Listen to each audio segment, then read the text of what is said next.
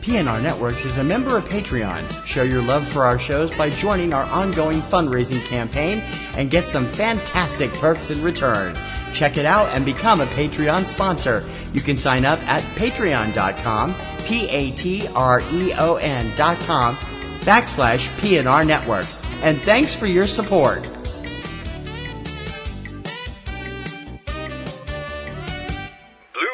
This podcast is a member of the Blueberry Network.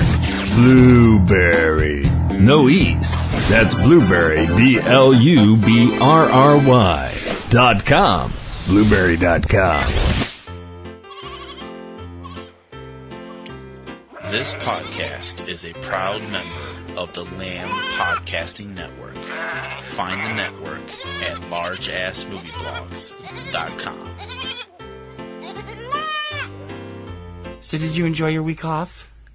From the show? Oh, well, yeah. I know you didn't enjoy your half week off from work because you were sicker than a dog.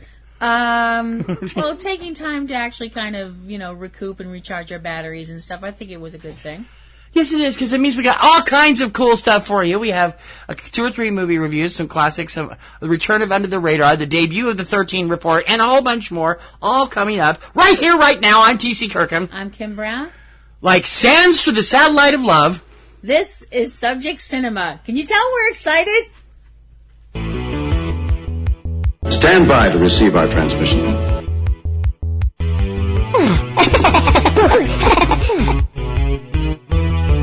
This town needs an enema.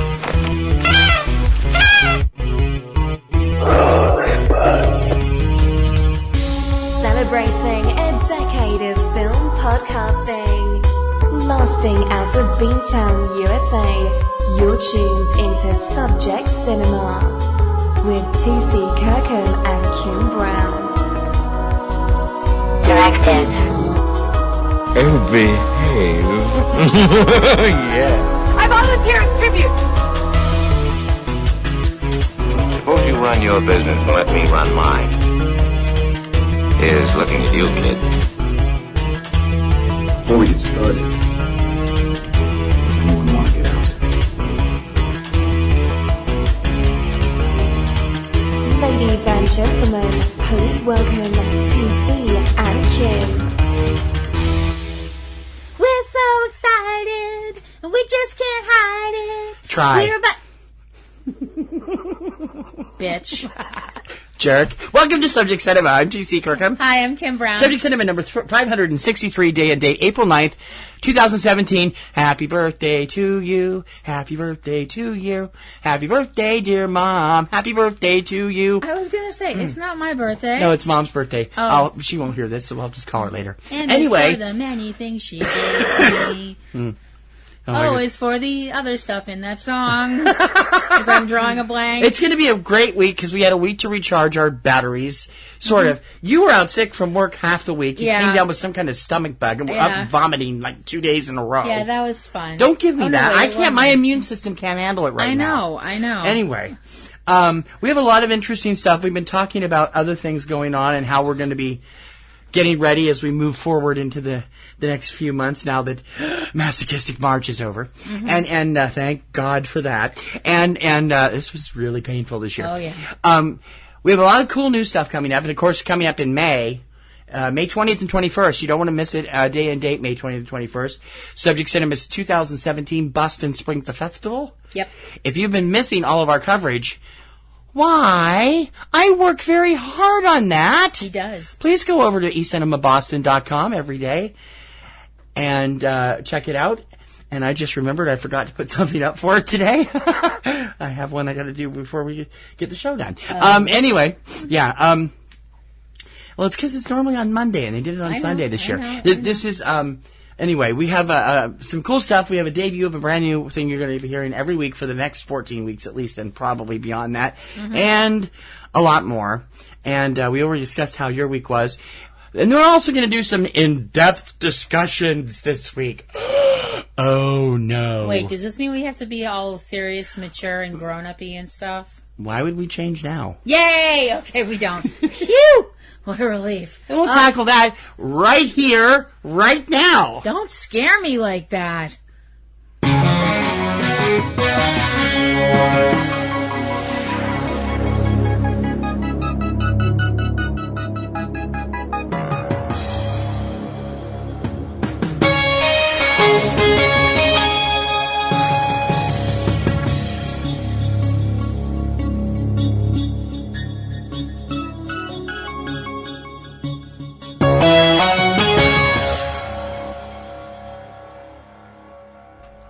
Okay, so I lied for a minute. We do have to get serious for a minute. Okay.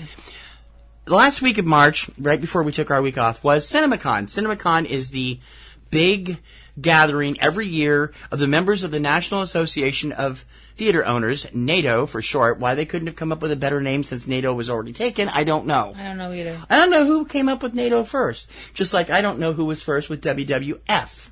World Wildlife Fund or World Wrestling Federation. Anyway. Well, the courts apparently feel like It was World Wildlife Fund, I know. Uh-huh. Panda. Gonna have him in a panda hold. Oh, I'm sorry. Moving along. Anyway, CinemaCon is where the studios butter up the exhibitors. That's who's represented by NATO, the exhibitors. And every year, they come in and come out, and they never can agree on things because the cinemas, of course, want to keep people's coming in and planting their butts in the cinema seats. Right. Hollywood wants to cut down the screening window so people can see more movies at home. Mm-hmm. I've rallied about this. We have had, back about 10 years ago, we did a series of 3 shows all about the film industry and about different stuff going on. And all of this stuff has changed so much in the last few years. That's true. I mean, we had on demand back then, but it wasn't anything like the massive selection we have now. Netflix was just getting started. It hadn't yet started streaming at that point. They were only a DVD service at that point. Yep. So now we're at a point where exhibitors are in trouble. I mean, we're talking all the big exhibitors. We're talking, your AMCs, your Carmikes, your Showcase / National Amusements, Regal, ArcLight. Yeah, they're all out there. Although ArcLight's one of the smaller ones, but they are a major place. And then it's also there represented by the smaller leagues like Alamo Drafthouse and Carasodas and Landmark that do artsy films. And then the independent films, which are represented by their own thing in January called Art House Convergence, but they have representatives there also. Right. So we have theaters of all of these ilks here in the Boston metro area. Boston has been very lucky this past year. Boston is in the middle of what they're calling, what do they call this? City, there's a name for it, and I can't remember what the term was used, I'm sorry. But it's where they pick little areas of town that have kind of been blighted, and they go in and they buy all the land up and rebuild it and repurpose it and build up these little in-city... Well, yeah, but there's little names for these little urban areas. They're like towns within towns. There have been a lot of them that have happened in the Boston area in the last 10 years. The first some people one might argue it's gentrification. It is gentrification of some sort. But not completely. No. To some way. Station Landing in Medford was the first one to really take off. That area of Medford was empty. Mm-hmm. It was a big, long stretch of land between the Mystic Valley Parkway and what was then Assembly Square Mall, which is not there anymore. They've rebuilt it, too. And now they've got this Station Landing thing, which you can get to directly from the Wellington T. Yep. And there's one right next to it now called Assembly Hill. That one's in Somerville, across the town line. And they're little cities within cities. Mm-hmm. The Somerville one actually has an AMC theater, the newest one in Boston right now, AMC Assembly Hill. And we have not been there yet. We've been trying to get there. But the thing is, Boston's always had that kind of an issue, even before that, this whole thing started. I mean, people consider the North End, the South End, places like that. Right, but they're not separate little communities inside of this. They're not building them because they're building their own communities. They're building these massive apartment and condo areas inside these little areas. Mm-hmm. Now this is happening inside the city. That's true. It's happening at Fort Point, which is mostly going to be a business-oriented place. There are a few luxury condos and apartment buildings going in at the 4 Point Channel. And it's been building up for the last 5 years or so. But now they have this whole new block going in that will include the Carasodas Theater that will open this fall. It is a 8-screen luxury theater, which means it's going to be competing directly with Showcase Superlux out at Chestnut Hill. Yep. For the luxurious, I mean, they're going to have 5-star meals in your seat and all that other stuff. And speaking as people who have actually been to the one that out, we went to Superlux, Yep, to see Man of Steel. I have to say that is one cushy establishment. It is. It's nice, and it was a hell of a walk, though. A person could get used to that. Yeah. However, the prices are ridiculous, yeah, but however, once in a great while. Yeah, persons like us who are a bit on the chunky side can't really get used to the walk. Yeah. Because there is a bit of a walk from the train station. And then all the way down to the other end of the shopping center. Yeah. During which time, when we were going, there was also construction going on, so the sidewalk was all torn up, and that was a bit of a bitch and a half. Yeah, now it's back to normal, I guess. But now, of course, that was nice, and it is nice. But it's going to be hard to get to. Carasotis, Fort Point is only serviced by the Silver Line, which is this rapid bus service that operates more like a subway. Yep. But it's not going to be that close to where the stop is. Nope. So it's going to be like 2 blocks. So I don't know that we're going to get to Carasotis anytime soon. Now, the ArcLight Theater, I'm super excited about ArcLight because it's opening at 1 Canal Street complex, which is opening up. 1 Canal Street is going to be interesting because this is a city within the city of Boston that is building itself up around the Boston TD Garden. Yep. This is a garden-centered area. They're putting in a new grocery store. They're putting in a whole bunch of other stuff in addition to the condos and apartments, and a brand new 18-seat ArcLight Theater. ArcLight's first entry onto the East Coast into New England. And ArcLight has this great reputation for luxury services, and they show tons of art films as well as popular films. Right. And it's going to be right across the street from North Station, which is going to be awesome. It'll open next spring. It's going to be from now. It's going to be weird for people, especially people like me, who grew up outside of Boston. Going in Boston was a special. I wouldn't say a special event, but it was something that you had to, It was, when I was terribly small, it was going in town with a capital T. Right. The way my parents would say it. As going into town with a capital T, that town just like 2 miles up the road. Wow. Takes 10 minutes to get there. It's only 5 minutes from the Garden to Kowloon in Saugus. You've already passed through 3 towns on the way. 3 minutes if you drive with Stacy. Yeah, 3 minutes if you're driving with Stacy. We know this because all the wrestlers, when they're in town, go to Kowloon afterward for cocktails and dinner. But see, that's the thing. When we used to go in town, when I used to go in town to go to the Boston Garden, back when there was a Boston Garden. It's still the Boston Garden name. The old garden was a rat trap. Let's face it. Okay. It was our rat trap. Damn it! It had character. I will be the first to admit that back then, and this was back in the 80s, I wouldn't say it was a. How do I put this politely? It wasn't the kind of area back then where after a show, I, as a teenage girl on my own... It wasn't a good neighborhood. No. It's still not a great neighborhood. I wouldn't have felt terribly comfortable as a teenage girl on my own, walking around at 11 o'clock at night, trying to find a place to get a burger or something like that. Well, you know what that is, though, don't you? Why? Because now it's open.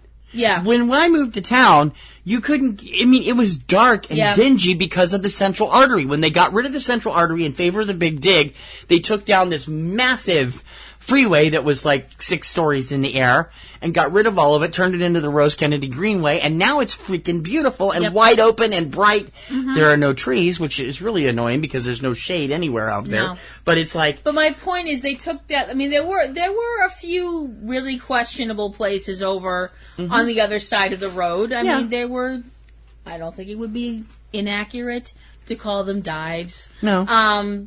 And they took all of that out. There were some porn theaters up that way, too. Huh? There were some porn theaters up that way, too, at one point. I didn't want to go there, but but now it's... I mean, mostly that was down in the combat zone, which is also gone. What I'm actually saying is that this is a big thing for Boston because since in the mid-'90s, all the small theaters in Boston started closing. Yeah. The State Theater closed. The Janus in Cambridge closed. The Nickelodeon closed.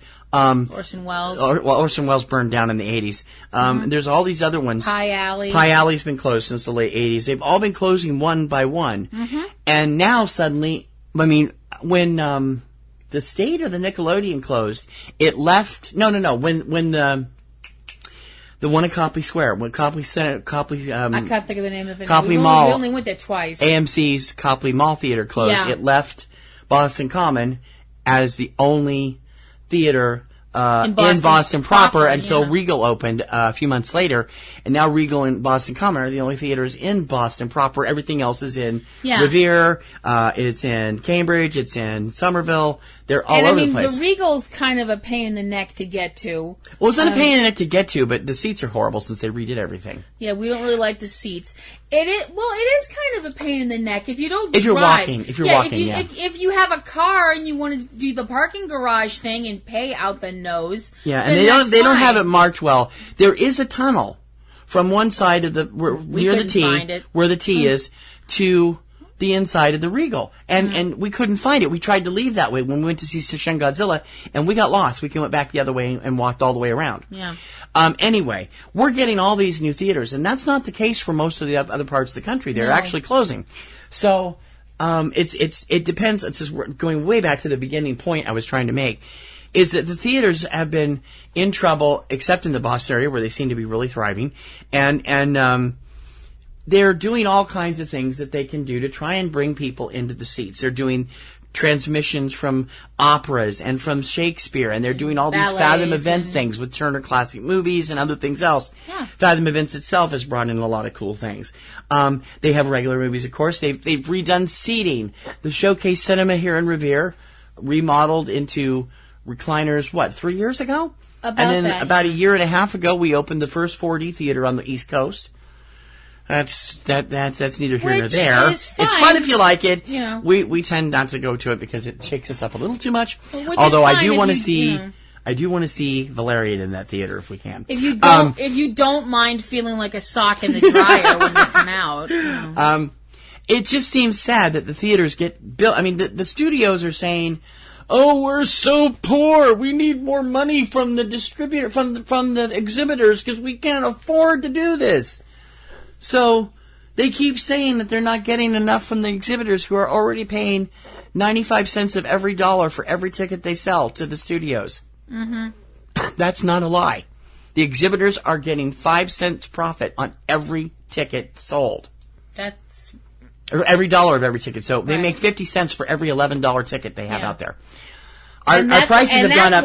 Prices have gone up 3 times at Showcase in just the last 2 years. Yeah, and that's why you pay like $6 for a Kit Kat bar. Yeah, you know. Yeah, and then they have these virtual print fees, which are ridiculous, which were supposed to go away when they paid off the digital equipment, but the digital equipment's been paid off for the most part, and they're still there every time you have a thing.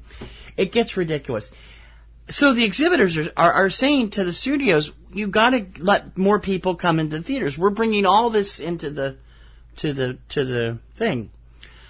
So, of course, Netflix guy gets up there at CinemaCon, and we talked about this on the last show. Gets up there and says, "Oh, what are the theaters really done? Oh, the popcorn's better, but that's about it." To which the gentleman that owns Alamo Drafthouse went off on him for that. Which I don't really blame him for. Tim League was pissed. That was an incredibly rude, condescending, and unkind remark. The sad thing is, the incomparable John Fenian, the head of NATO, can't make up his freaking mind which side of this fence he wants to be on. Oh, well, we need to fix the windows, but we need more income in the theaters. And I promise we'll make sure the windows aren't too small, but we'll make sure you get enough money at this. This man is Charlie Brown. Worse than Charlie Brown. I don't know how he continues to be head of NATO. I really don't, because he's the most wishy-washy, back and forth, flip-floppy guy I've ever seen. Well, they've obviously taken cues from the other NATO when they learn how to talk out of both sides of their mouth. And that's Kim's entire political statement for the week. Yeah. Ta-da! So basically, the studios, for the first time in a while, except for Warner Brothers, danced around the elephant in the room. Now, the elephant in the room... The elephant in the room is that the exhibitors want to keep the window as it is, or shrink it maybe by 10 days or so. So the window means this is the window that it's in theaters, and then the studios can put it on home video or on demand or whatever. Now, the on demand, the studios want to shrink the window from 90 days, which is what it is now, to 60 days or less. The studios are not having fun with this, and the studios are saying, the exhibitors not having fun with this, and the studios are going like, well, more and more people are watching films on their phone and on their iPad. And I'm like, yeah, that's fine if you want to do that. But there's still a great deal of population that would rather see a film, I don't know, on a big screen? I can't even Not imagine. on a 2-inch... I mean, I've tried to watch movies on my phone. I can't I can do it on my pad. I don't even like watching YouTube on my phone. I can't imagine watching like a big screen movie like Doctor Strange or something like that. On your phone. On my phone. And yet we know friends who have shown us, you're going to see this part of this movie, and they'll pull up their phone and show us that they've got the download of the movie. Mm-hmm. I mean, I suppose for a non-special effects movie, something that's more, esoteric, that it's just like out there, something smooth, like... If you're going to watch something like My Dinner with Andre on your phone, that would make sense. Or even a more contemporary, something like Perks of Being a Wallflower, or Little Men, where there's no real action. I wouldn't even watch something like Perks. Well, that's because Rocky Horror is. Actually, I'm thinking of the tunnel scenes. I really. That wouldn't work very well. Like that would be very diminished. I hadn't thought about that. Yeah. On a small screen. But there's some that, some things that are... something like that movie that you saw, the movie with the two guys talking, the World War II movie, I forgot the name of it. Diplomacy. Yeah. Something like that would work. Yeah, that's a great movie. If you want to start with a movie on your phone, everybody should see Diplomacy anyway. It's a freaking awesome film. Mm-hmm.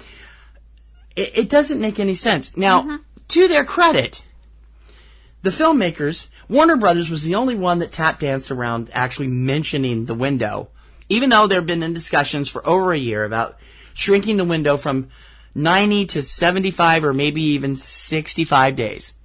And yet, all of the experiments they've tried, in all fairness to the studios, the exhibitors haven't even gone along with. Just experiments. Remember, Paramount Studios, which is not a very popular studio with the fans because of their stances on Star Trek and other things. Paramount tried an experiment a couple years ago where they were giving films to theaters and cutting them in on the deal. In other words, refunding some of the money they paid the studios back to the exhibitor for a pair of movies that they would, once they went down past a certain number of theaters, were supposed to open wide. And once they got to less than 300 theaters or whatever it was, then 17 days later, how they came up with that number? 17. I would guess it means Friday to the following Tuesday, which is when home video usually comes out. But then it would be available on demand at that point. They tried this with the fourth Paranormal Activity film, or the fifth one, and Scout's Guide to the Zombie Apocalypse. Yep. AMC and National Amusements were the only chains that went along with this. Regal balked, Carmike balked, all of them. Well, we can't do that. It'll give them a foot in the door. Hey, it's better a foot in the door with a rebate payment than just not getting anything, you dumb ninnies. As a result, a great sarcastic satire like Scout's Guide got completely lost. Yeah. And it was a terrific film. And it was really, really, really funny. Yeah, and it deserved a lot better than it got, even though some critics really hated it. It was a really good film, and I just makes myself irritated to think that they could have had a lot more with that. Now, of course, it's become a big hit on home video. Yeah. But it's, I mean, you even got a chance to talk to Logan Miller a couple weeks ago when he was at the Clotrudis Awards. I did. When we were at the Clotrudis Awards for... you brought this up also a couple weeks ago. I screwed up my nerve, which some people would be like, you have too much nerve. You have to screw up anything. I love you too.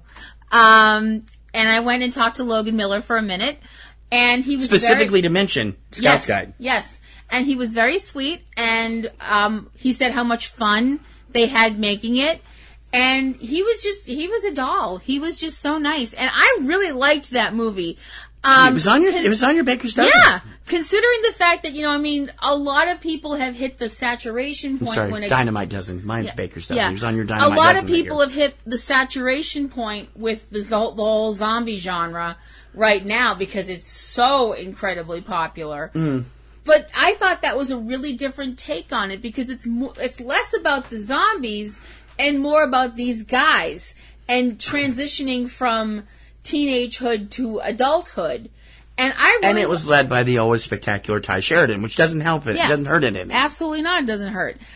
And Halston Sage. And I mean, any movie that gives you a scene where you can actually talk about zombie sex. I mean, seriously? I knew that was going to come up. Anyway. It came up in the movie, too. Yeah. But I understand what you're saying. It's sorry. I had to do it. It was right there and I had to go for it. But I understand what you're saying, though. You're right. They want to cry poor mouth, but they don't want to do anything. They don't want to do what it would take to make them more money and make the fans happy. Because they know it will make the fans happy, so they don't do it. Right. It's the whole cutting off your nose to spite your face thing that your mom always warned you about, that apparently some people didn't listen. One thing that bothers me, though, is that the exhibitors should be actively trying to find a way to, as you said, to kind of shift the fees, the fees that they need to charge away from the customers. And they haven't been doing it. Showcases concessions, which used to be going up all the time, have kind of plateaued because they didn't sell when they went up. They actually came back down $1 on their popcorn and stuff last year. But the ticket price for a regular show went from $10.50 to $12.50 in a leap of three at tiers. It went from $10.50 to $11 to $11.50 to $12.50 in just the last 2 years. Mm-hmm.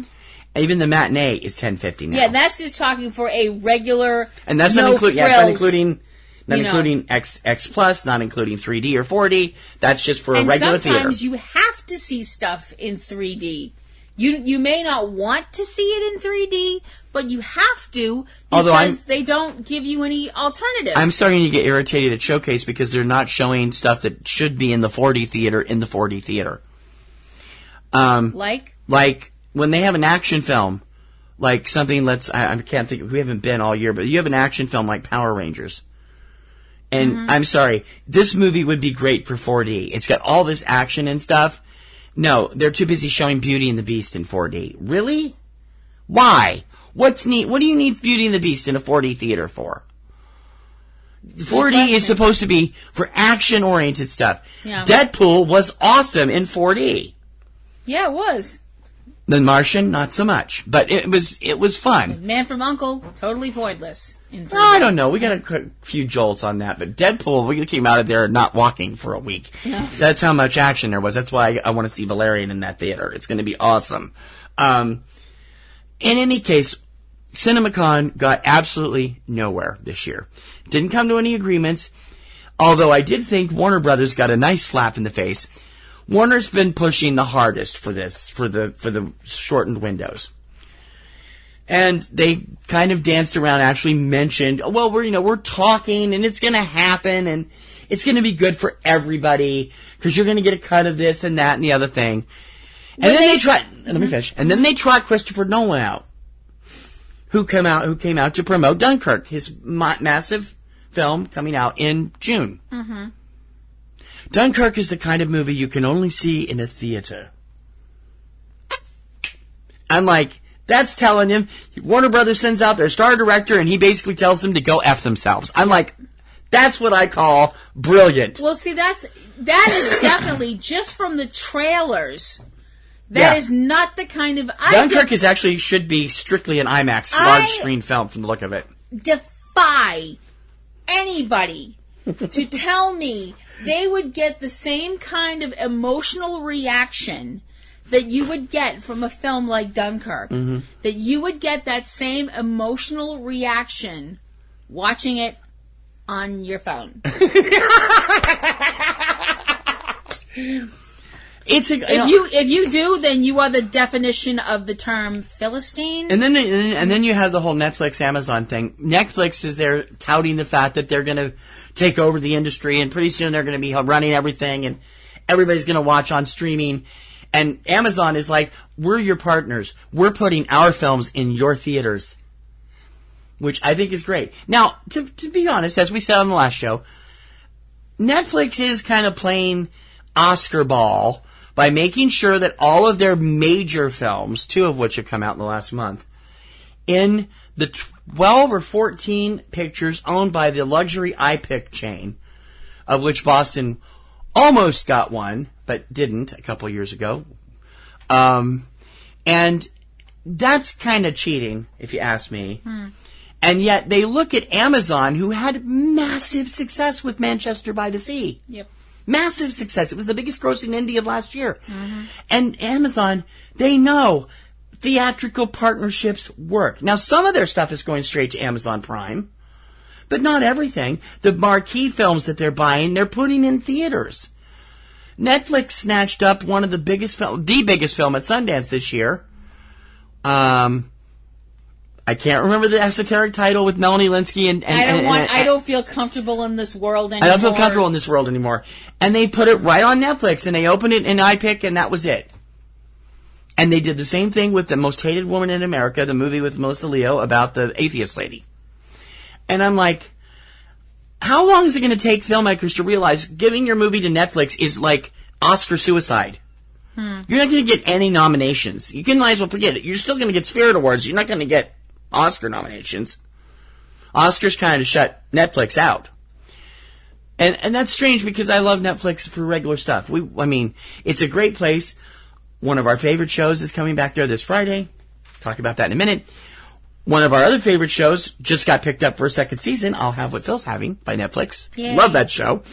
And they're reviving all these popular shows from the 80s that are doing gangbusters. Fuller House and One Day at a Time and all these other shows. New versions of them. All doing well. The Marvel stuff. The Marvel stuff. What Marvel stuff? Oh, yeah, the Marvel TV Universe series. Yeah. That's actually part of the movie universe, not like the DC stuff on the CW, which is not part of the DC universe. And my nose is bleeding. Yay! Anyway, CinemaCon was a complete bust as far as actually getting a solution. One other thing that really pissed me off about Warner Brothers. I think it was Warner Brothers. It may have been Sony. Well, our revenues from DVD are dropping like a stone. We don't have the revenues coming in from Blu-ray anymore. Gee, I wonder why. Since, 2009? We've been talking about this problem? Yep. I'd say that. The reason those are dropping off is because A, the prices are going up, and B, the content is going down. Blu-ray is a marvelous, and now they're trying to introduce a new DVD format called Ultra High Def, which is going to be for 4K televisions only. That sounds painful. You're going to need a 4K DVD player. In other words, it's going to be the 3D home 3D again, all over again. It's going to come and go in a year or two, and before it completely busts. I'll stick with the Blu-rays. Anyway, they're whining about this, and it's like, of course they're falling. You're deliberately pushing people towards streaming and digital so you can control everything. I'm not being paranoid. Ask people who have bought books from Amazon and have had their account bricked for something they did. They've lost all that money, and Amazon won't give them a refund, and they won't give them their electronic books. That's what's happening. It's why I won't buy a digital film from Comcast. I won't buy a digital film from any of the digital services. I'll rent them, but I won't buy them. If I want to buy them, it better freaking be on Blu-ray, or at least on regular DVD, because I'm not doing your damn digital downloads the way I do music. I control the music I download. Big difference there. For now, yeah. Believe me, the new copyright thing, they're trying to get that back. Not trying to sound like Patty Pessimist here, but, it's the truth. We've talked and rambled on this for long enough. Mm-hmm. What do you think that is going on? I know it's futile, because nobody ever writes, but we'd really like to hear from you at subjectcinema@PNRNetworks.com. What do you guys think of the state of the movie industry? How are theaters in your area reacting to what's happening? I know we have listeners all over the world, and I'm curious to think what might be happening in Britain or Australia. I know we have listeners there. Maybe other places in Europe where I think we have listeners. Or in the grand US of A, where we have listeners in at least 36 states that I remember from my stats. I know I see you out there. Write to us and tell us what your local movie scene is like. I know Boston, and I know Columbia, Missouri, because that's where Eric and Valerie live from Cavebabble, and they give me the info on their area. They talk to me about what's going on in their area. and I know a little bit from New York and Chicago because I keep track of them in LA, but I keep track of them. It's like, what's going on in, Middle America? What's going on out in Tulsa or up in Peoria or out in Bozeman or down in Tallahassee or Tuscaloosa? If you listen from any other part of this country, write to us at Subject Cinema and tell us what the state of the cinema in your area is. And like TC said, all over the world, we know people have listened, and we'd love to hear from you again. We'd love to hear from you if you're... We want active action listeners out there who are willing to tell us what they think. North America, Central America, South America, we don't, we want to hear from you. We want to hear from you if you're in Europe or Asia or Africa or Australia, Japan, China, or Korea, I already wherever, Liechtenstein. I already did all that. I knew she was going to get that in. I already did all that. I had to get in Liechtenstein. Anyway, write us and tell us the state of your cinema in your area, what kind of theaters you have, what they run. Are they good? Are they bad? Is it being hurt? And more importantly, has your area seen a decline in theater attendance and in the number of theaters in your area? Have you lost great old 1 or 2 screen theaters that you've loved? We've lost a couple here. Yes, we Even have. in the midst of this uptick, the Sharon Cinema 8 closed last December, and Hollywood Hits in Danvers closed in January. And they were mainly a second-run theater anyway, but, they had also independent films there. Their place was, because number one, their Indiegogo campaign was ridiculous, and number two, you couldn't sit in that place without being in pain. No. Write to us and tell us what you think, and we will discuss this again, and we will put it up on the blog, and we will share what we get from our listeners with other listeners and with other sources in the industry that we talk to about this stuff, because we're curious and we want you to be active in your theater community. Subject Cinema at PNRNetworks.com. Real movies for real people. Subject Cinema. His movies. Way to go, Charlie. I think it rips through your clothes when it takes you over. More human than human is our motto. He tasks me, and I shall have him. Her movies. The hills are alive. You're so jealous you can hardly breathe. The rum! Yes, the rum is gone. Why is the rum gone? Suddenly my life doesn't seem such a waste. Fuzzy Fur Movies. The Cavebabble Podcast. We babble about the movies you love. And probably a few that you love to hate. Find out more at Cavebabble.com. Also available on iTunes, Stitcher, and by Smoke Signal. C-A-V-E. Babble. Cavebabble.com. Movies for him, her, and you. If you're looking for great films, well, that's okay. You'll like us anyway. Subject Cinema. Art House Audio.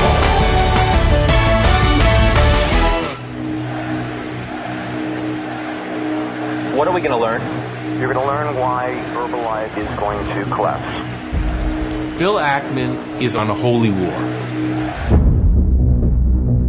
A couple times we come across a company we think is causing harm. We can make money betting against that company. Herbalife stock goes down, we make money. Herbalife stock goes up, we lose money. And that's short selling. How much money have you spent betting against Herbalife? Over $1 billion. Get-rich-quick schemes are about as old as time and civilization. People always want to try and do better by their families, and some people promise that they'll give them a chance to do that. And some people actually come through with that promise, and some people don't. And TC saw a movie this week about that side of things. Why don't you tell them about it? Betting on Zero is a story of controversial hedge fund titan Bill Ackman and his campaign to expose Herbalife as the largest pyramid scheme in the world.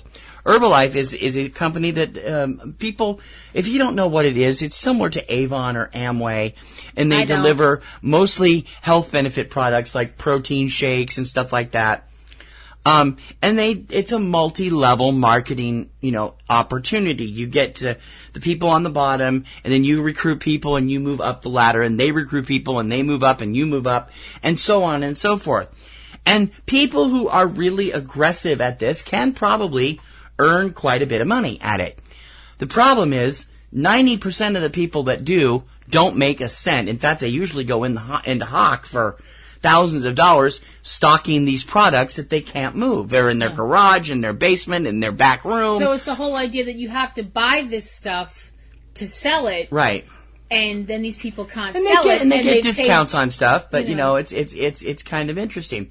Herbalife has been around for a number of years, and there is an interesting way of getting back at. Now, Herbalife is a publicly traded company on the New York Stock Exchange, and so Bill Ackman decided to go after them by doing what's called shorting their stock. He, came out with the story that this is a big pyramid scheme and we should sell it and not do anything. And they bought all this money invested in this because they had a investment firm trying to force the stock price down and trying to force Herbalife to come out and say, we're ripping people off. Well, it didn't work. For years, he wanted to get the FTC involved to investigate them. After several years of work, that finally did happen, and that's chronicled in this film from writer Ted Braun. This movie tells the story of people who have lost their shirt. A lot of it is involved with a small Hispanic neighborhood in Brooklyn where quite a few people got involved with it and got ripped off by it. And these are folks that don't have the money to spare on this kind of thing. Right. They're doing this to make lives better for their family, and they wind up making it worse. I mean, Herbalife has grown into a multi-billion-dollar company over the last 20 or so years, and they've done it, as far as you can tell on the stock exchange, they've done it above the board. They've not been, hiding anything. Or anything. Yeah, they've not been hiding anything. When there was investigations and audits, they passed them with flying colors. But the problem is the way it's set up as a multi-structural system. Under certain circumstances, that becomes a pyramid scheme in American law, which is illegal. It's what brought Bernie Madoff down. I thought that was a Ponzi. Well, that's a Ponzi too, but that's it's similar to the same. They're similar things. Oh. There's all kinds of interesting information about the battle between Herbalife and its executives and fund manager Ted Ackman, and I was absolutely fascinated by this. The last film that got me this enraged was the Enron film about 10, 15 years ago, and I sat there and I'm watching this, and now granted, again, of course, it's slanted the documentarian's way. You can see this multi-level marketing thing is clearly set up that it could be at some point considered a pyramid scheme. The problem is proving it, because you have so many people under the top going all the way down, further down, that actually do make a little money and that actually do enjoy doing what they do. Right. But the majority of the people didn't. And this movie is an interesting look into how that operates, the kind of battles that went on. And then Carl Icahn got involved. Carl Icahn is a maverick investor who has it in for Bill Ackman. And he basically was shoring up at Herbalife throughout this entire time. And I'm like propping them up. Well, he was giving them, he invested in them, he gave them a good face, was saying, oh, well, Ackman's nuts, this isn't what's happening. So they have definitely mutual animosity toward each other. So the more the one guy is saying, this company's bad, the other guy is saying, no, this company's great. He's completely full of bull. Right. And this was done out of sheer spite. Well, part of it, yeah, because they did not have a successful business dealing earlier, and so it was done for personal reasons. It was. Well, Icon's known for doing that too. It's a fascinating look inside how this operates.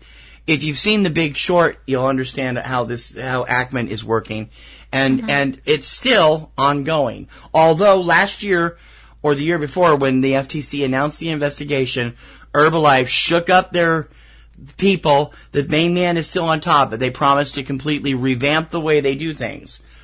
As the time of the movie was finished making last year, it had not done anything with it yet. Right.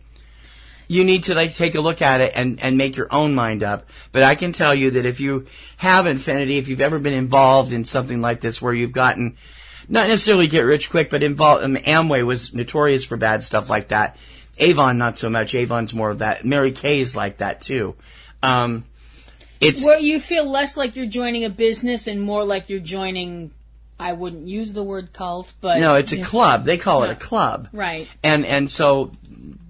What else is a club? I mean, clubs are pyramid schemes in many ways, in that way, when they focus that way. Any case, you need to make up your own mind, and definitely betting on zero is a good way to take a look at this kind of thing. It isn't happening just with this company either. There are other ones, I'm sure, that are just as bad. But this one does focus strictly on Herbalife, and it is definitely an interesting watch. I give Betting on Zero an A-. It's now playing in selected theaters across the country and should be appearing on demand very soon. No film is too good or too bad for us. This is Subject Cinema. In a world where podcasts already seem to address every imaginable subject, one man broke new ground with a seemingly random obsession about exploding helicopters in movies. He was a podcaster on the edge, a maverick broadcaster who played by his own rules. Now, he has a last chance to talk about the strange way helicopters explode in film. Exploding Helicopter, available on iTunes and Podomatic now. Think you know about chopper fireballs? Think again. All movies, all the time. Subject Cinema.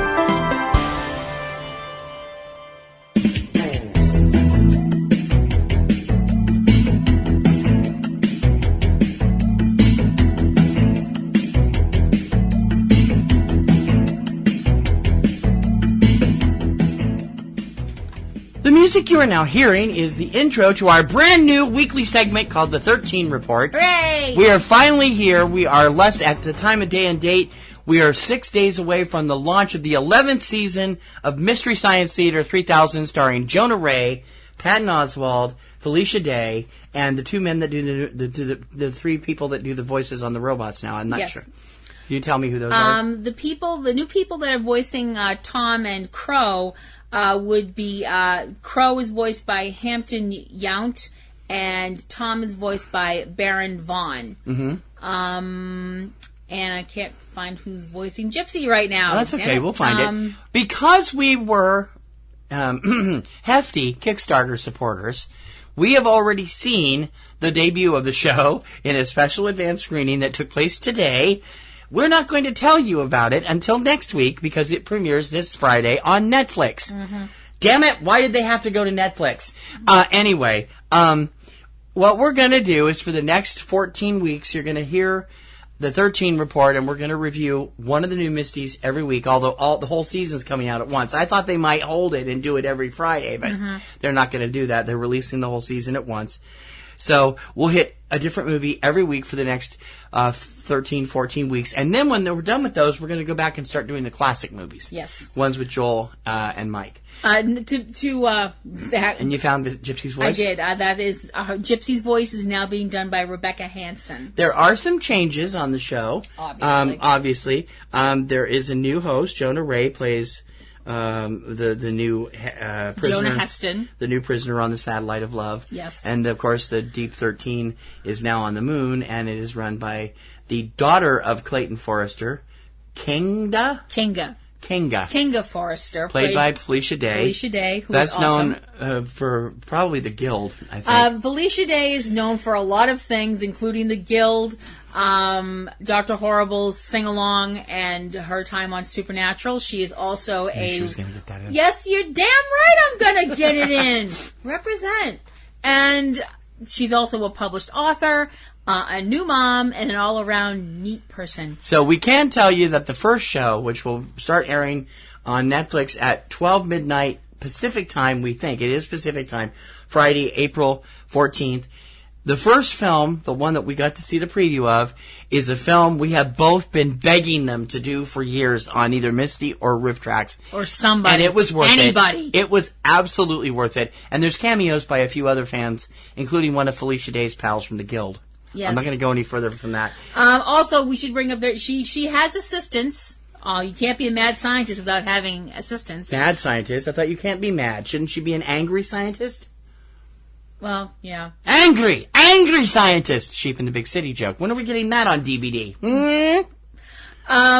She is assisted in her nefarious task of trying to break Jonah's brain by showing him terrible movies by Max, who is TV's son of TV's Frank. You get that? There will be a test later.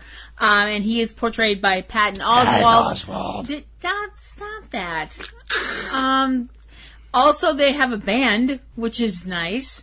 Because that is kind of neat. I like that. That was a completely new aspect to it, and we don't want to give away too much about it. No, because every show needs a band. The nice thing about it is they do have interstitials, so if you have to go to the bathroom, they have provided bathroom breaks for you to pause and go. Yeah. Which is really nice. I really like that. It's very cool. It was like, is this going to feel the same way as the old show did? And the answer to that is yes. Sort of. There's a couple of things that are irritating me about Tom and about Gypsy that you'll see when you see the first shows. I'll get used to them. But Jonah's awesome. The new voice people are terrific, and the writing is just great, as hilarious as it ever was. It's back and better than ever.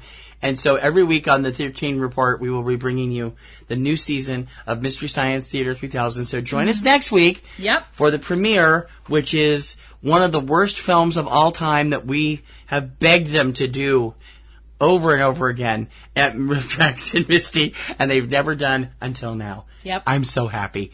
We'll see you next week with the 13 Report. Push the button, TC. Real movies for real people. Subject Cinema.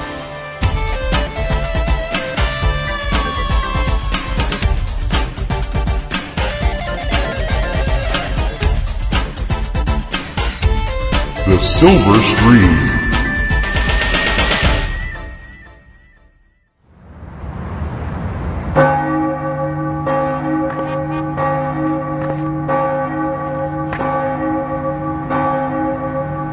Well, it's nighttime and you're with an audience. And the lights go down and you go into a world. At some point in the 60s, people became cynical and ironic. Midnight movies were the opening wedge in the birth of irony.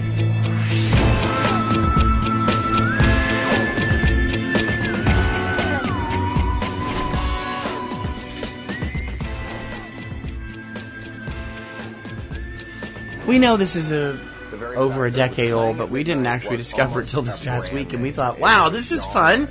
So we watched it the other day, and it's right up our alley. Can you tell us a little bit about midnight movies from the margins to the mainstream? Yep. Midnight Movies from the Margin to the Mainstream is a documentary that is talking about a point in history that I know there's going to be people out there in our audience that they weren't born when this time happened, but we both were. Well, we were very young when it first started. Yes, we were. From 1970 to 1977, 6 films came out that I don't think it would be hyperbole to say they changed the way film was done. Yeah, they did. They changed the way movies were shown. Some of them were quite repulsive, but yeah, and in one person's case, at least, that was the point. Well, I know. The films that we see in this documentary are I'm not going in any particular order. David Lynch's. We actually should do it in the order they came out. I mean, we didn't think to sort it out, so it's go ahead and read them out, and we'll figure it out the placement later. First up was Alexander Jodorowsky's El Topo. After that was Romero's Night of the Living Dead. No. That was actually before that in '67. Yeah. So that was part of that. And then there was also... what else was part of it? Rocky Horror Picture Show. Richard O'Brien's Rocky Horror Picture Show. Eraserhead. David Lynch's Eraserhead. The Harder They Come. The Harder They Come, which was directed by... somebody that was in Jamaica at the time. Yes, I'm sorry, I lost his name. Yeah. And also Pink Flamingos. John Waters' seminal film. Yeah. Now, these were films that when they came out, the movie industry had absolutely no idea where to put these films. When they tried to run them during the regular times when you run films, they weren't selling. Mm-hmm. Or they were causing complete controversy.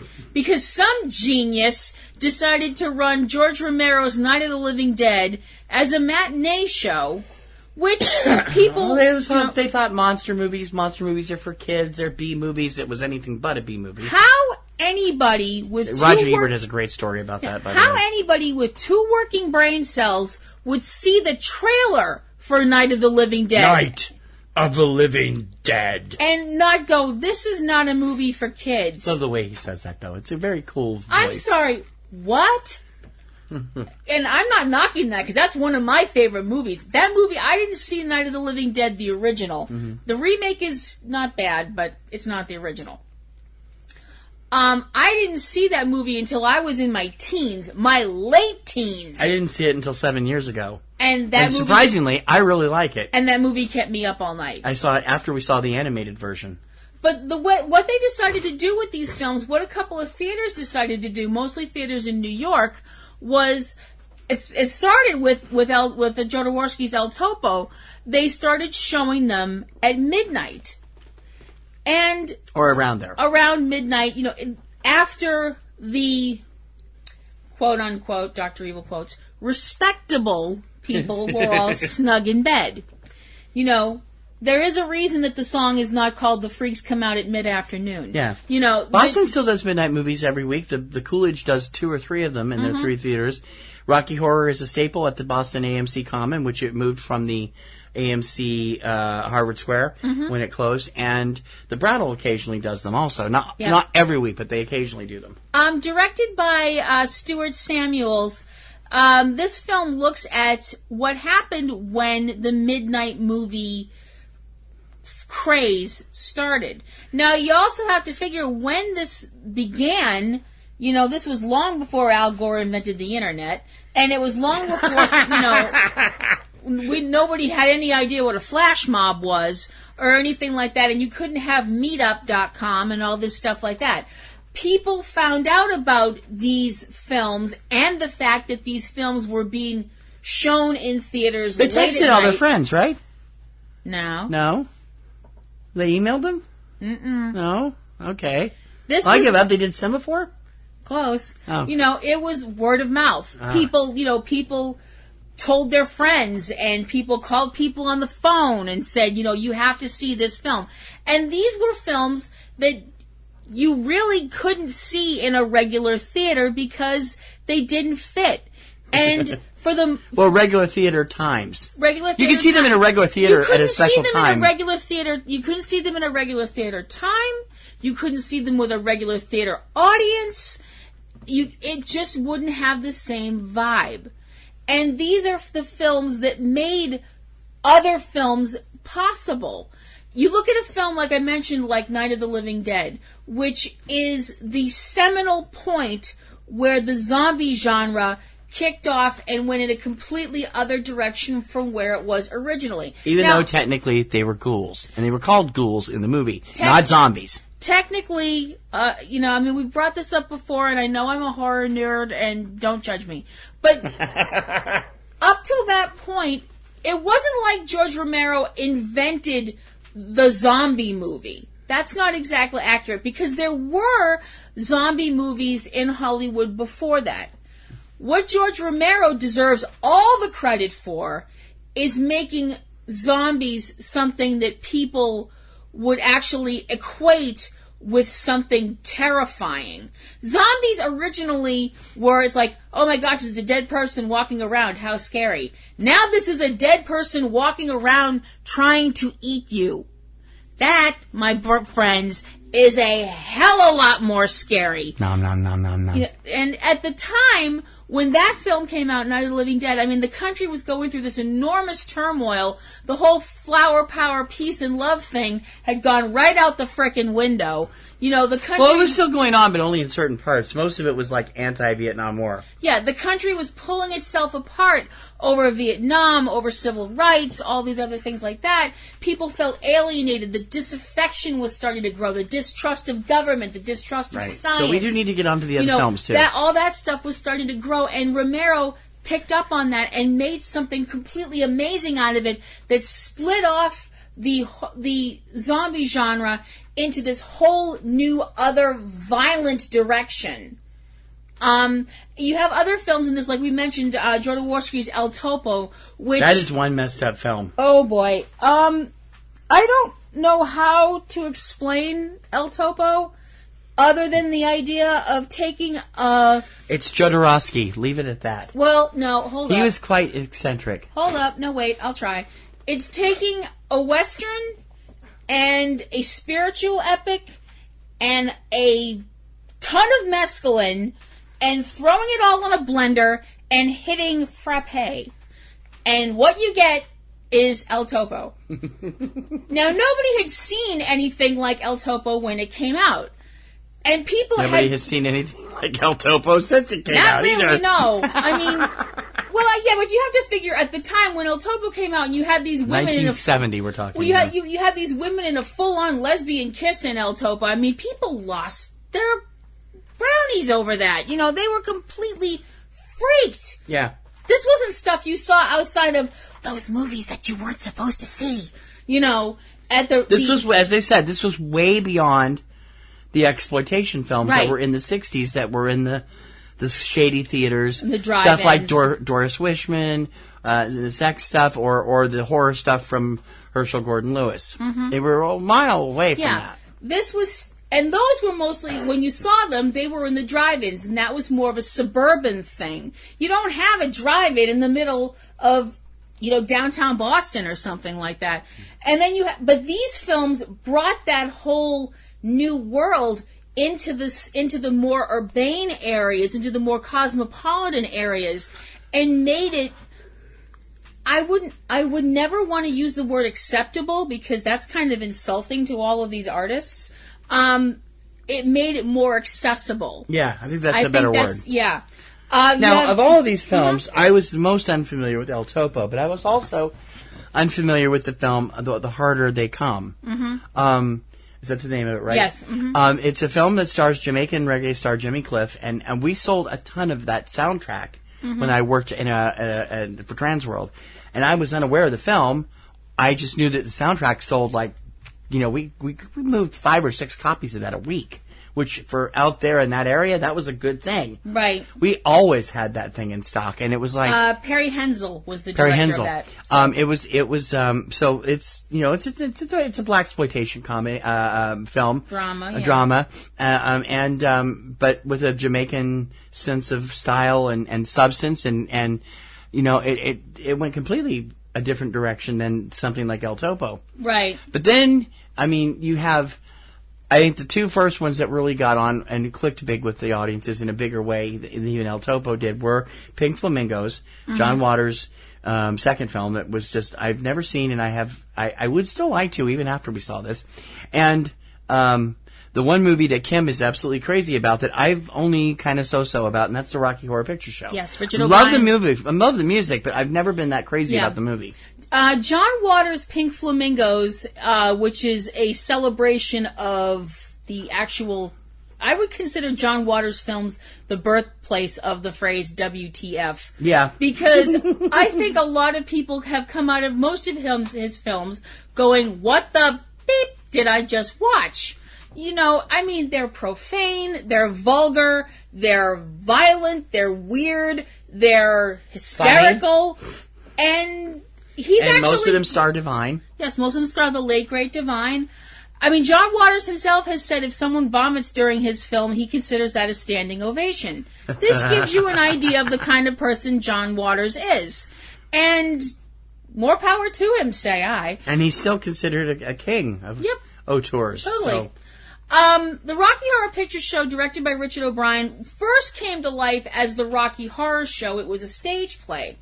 Now, this is a great example of how the midnight movies... I'm just going to sit back and let her talk, because she knows this movie backward and forward. Oh, you're too kind.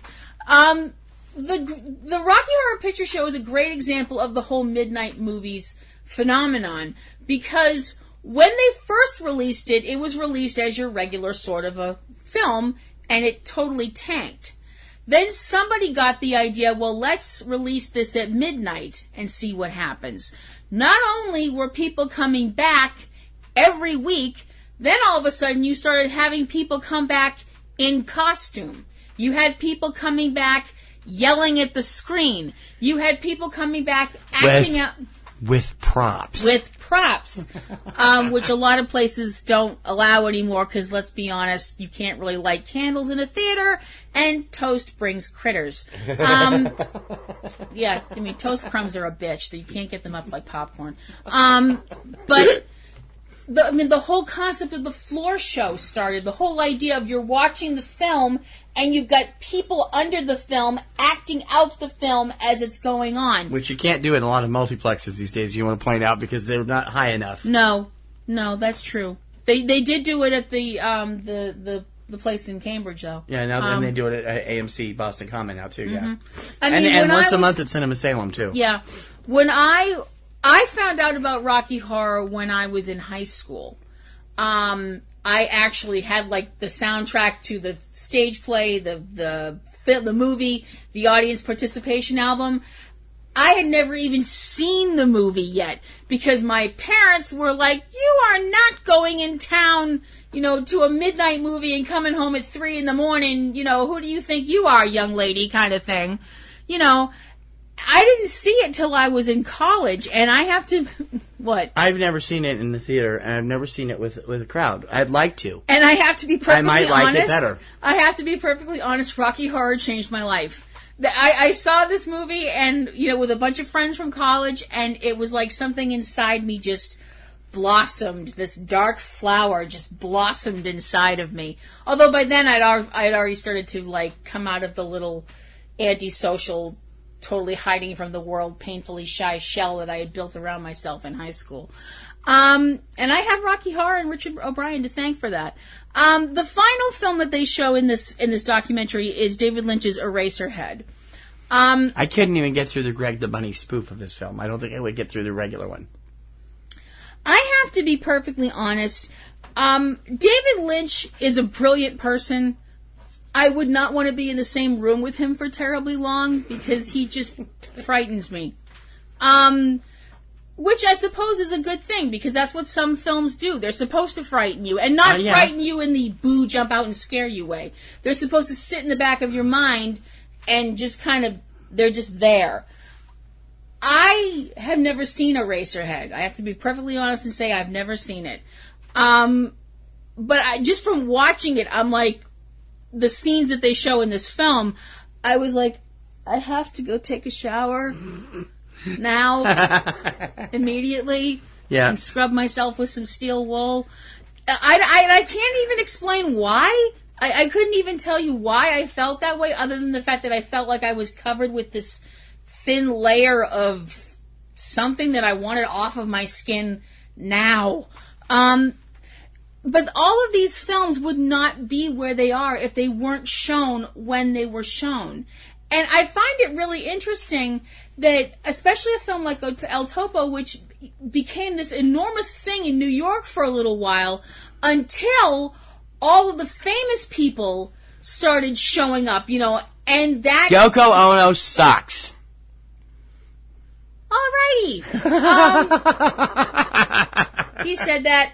I didn't say that. John and Yoko got it into regular theaters, and of course it died. Yep. So it's like, what's the point? I'm completely chucking him under the bus. I didn't say that. But this film is a real good look. I mean, it is an older film. It's from 2005. And I think it's very in-depth. It's funny.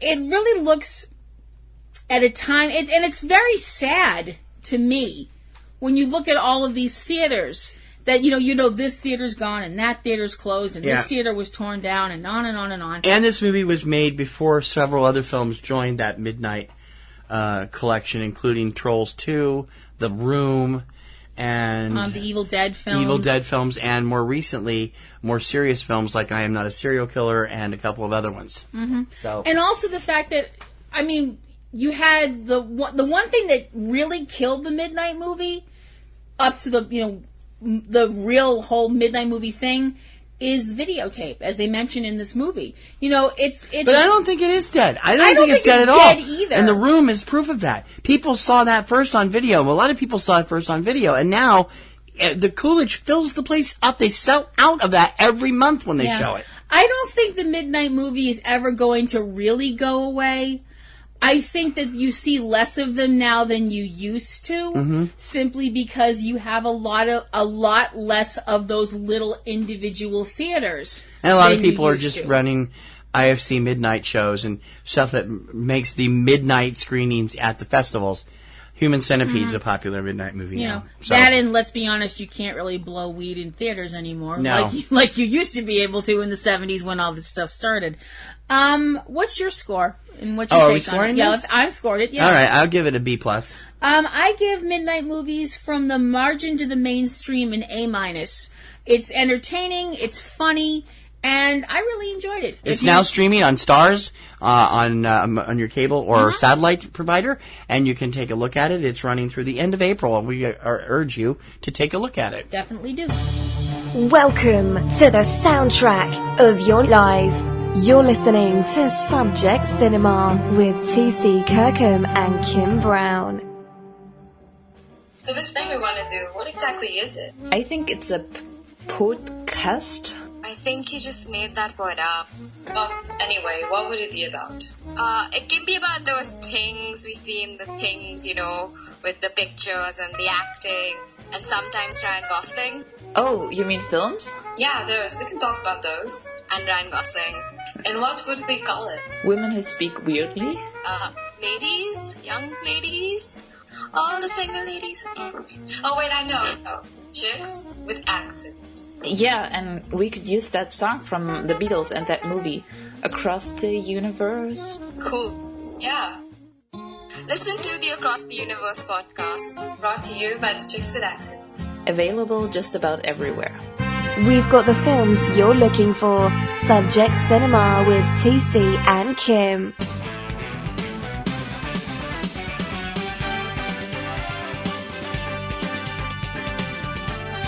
Hollywood Oblivious. So the MPAA is at it again. Yep.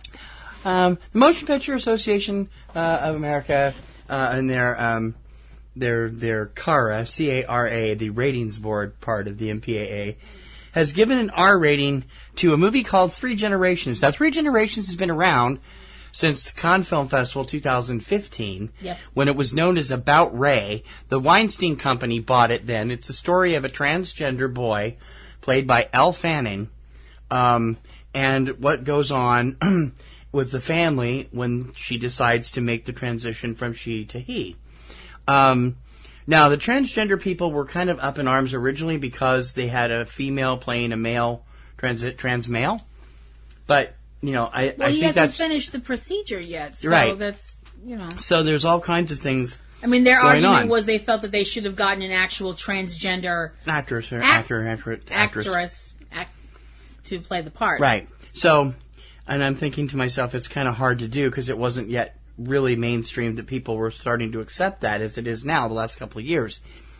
So anyway, they've changed the title to Three Generations and they've re-edited it, and it's come under fire because the MPAA gave it an R rating. The film is supposed to be a look at the teen and the family and friends around the teen and how they deal with it, and now teenagers can't see the film without a parent. Right. This is not a kind of thing that you would want to see with your parents, I don't think, in some cases.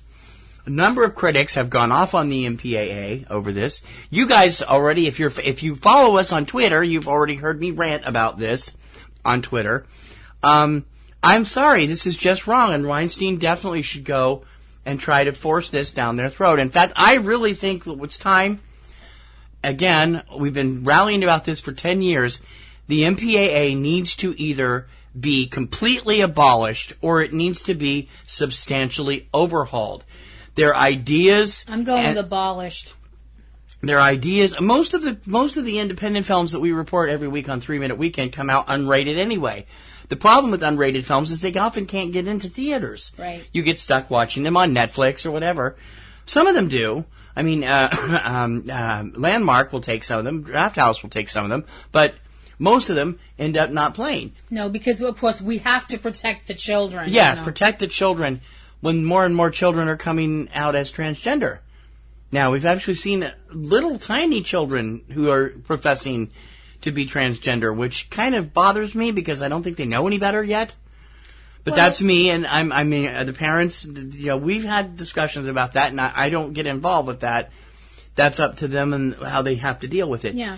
This particular character in this film is 16 years old. They know what they are. A lot of people that are transgender have said in the past they knew from the time they were very small children that they did not feel comfortable as their own gender.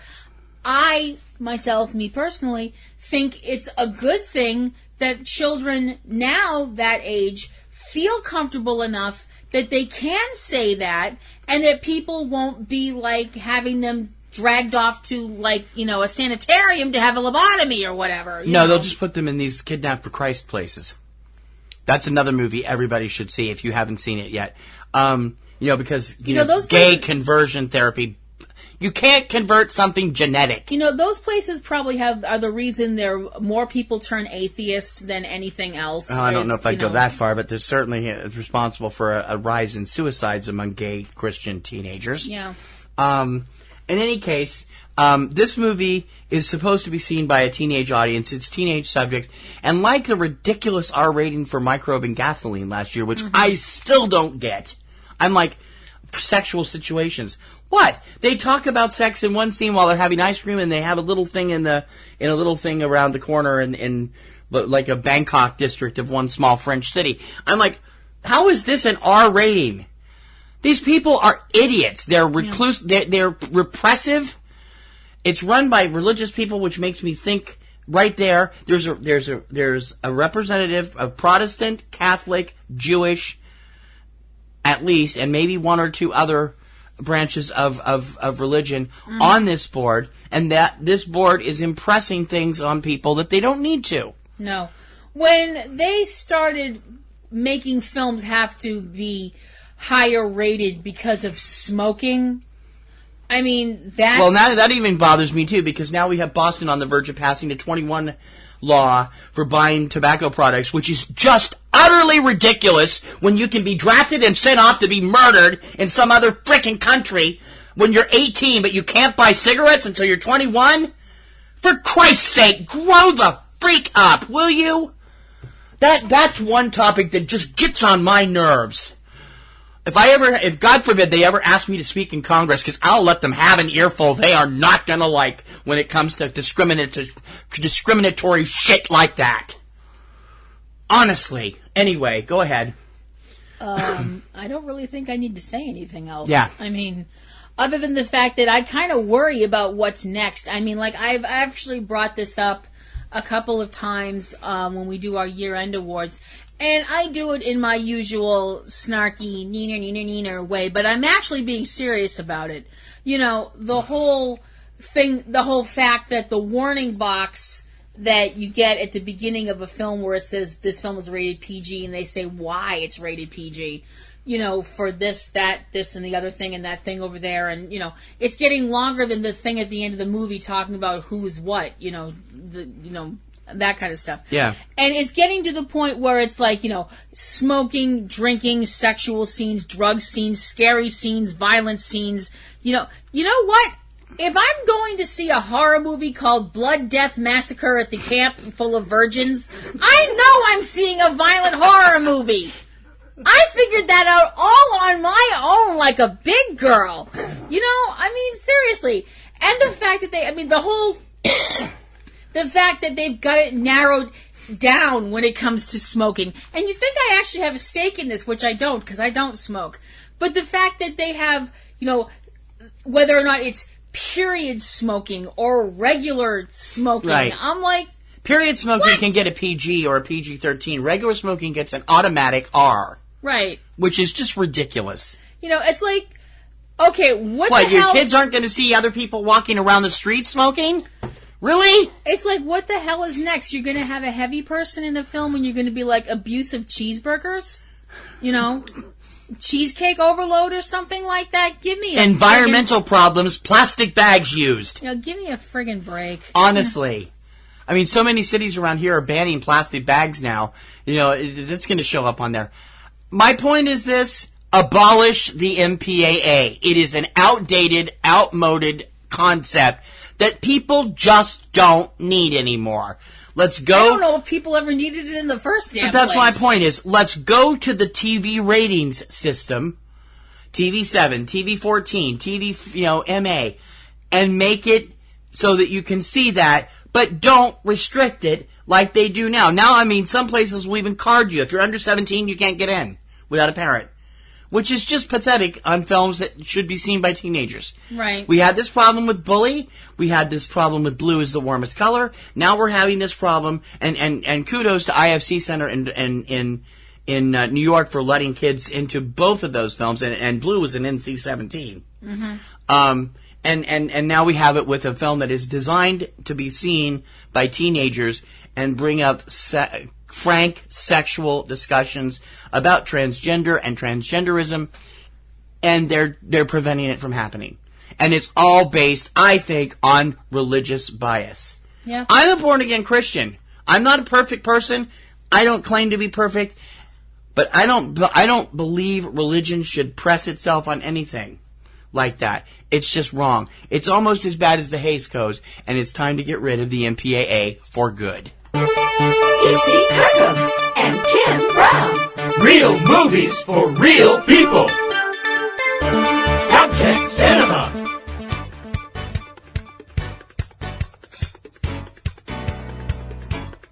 Plug Central.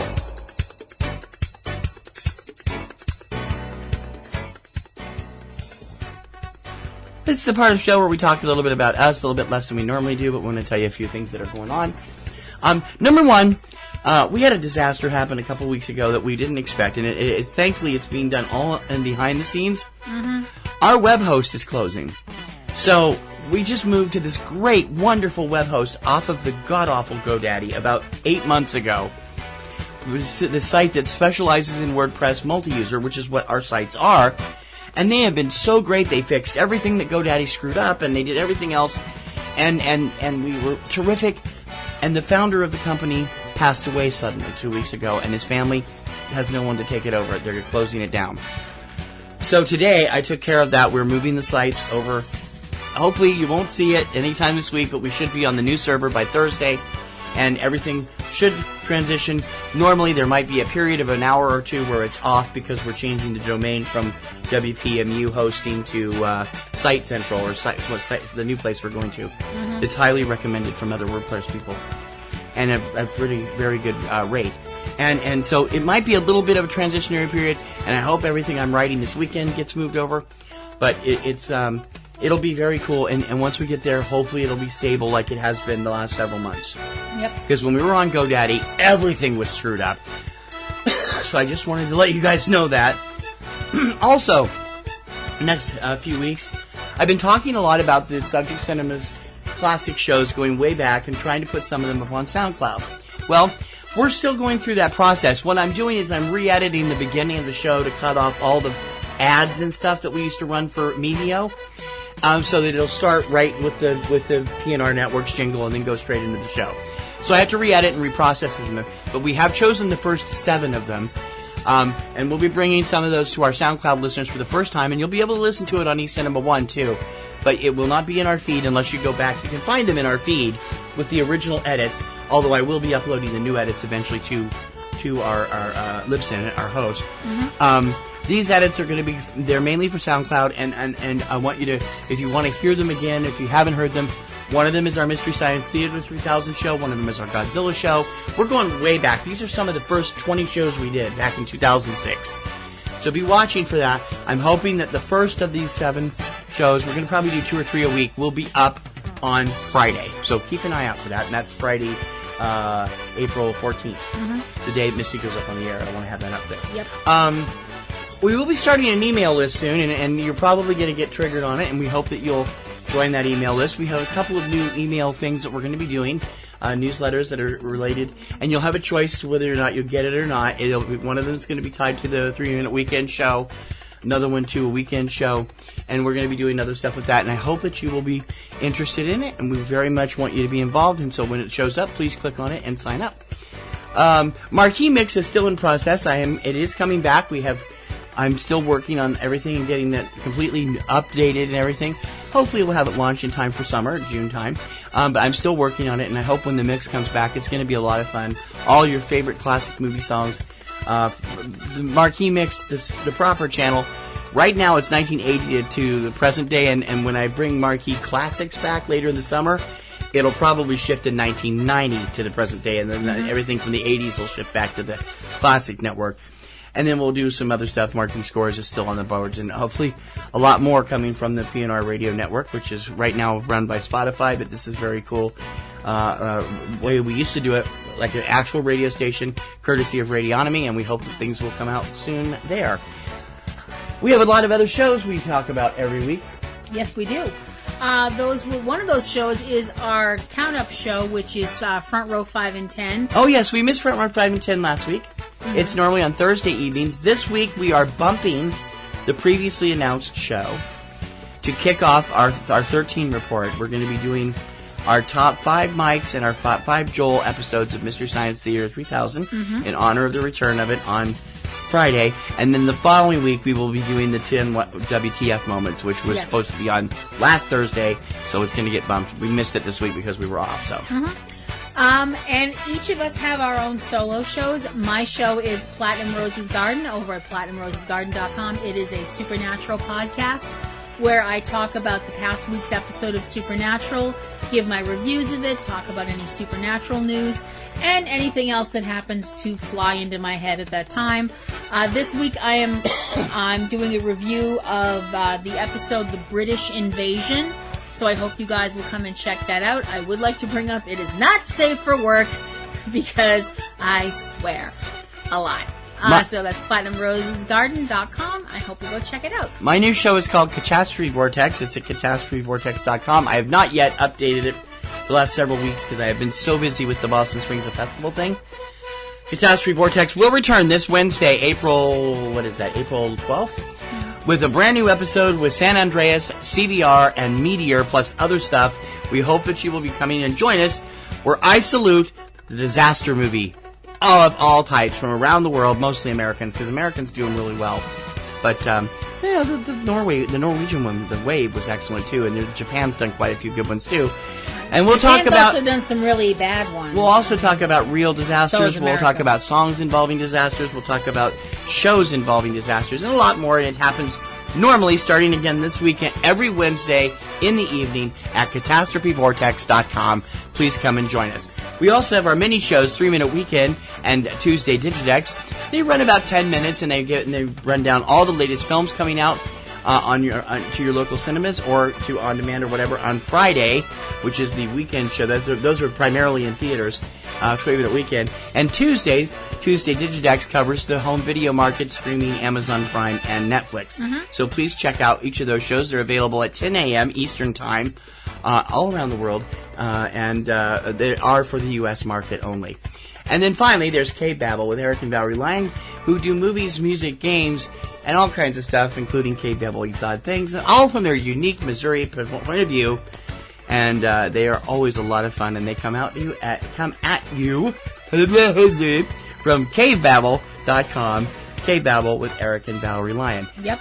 Am I forgetting a show, or did we get all of them in? That's everything. Okay. We are still developing Real Rewind, which was kind of supplanted by Catastrophe Vortex. It's coming later this year.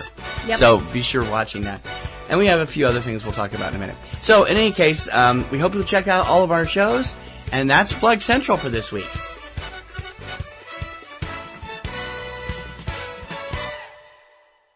You're listening to T.C. Kirkham and Kim Brown.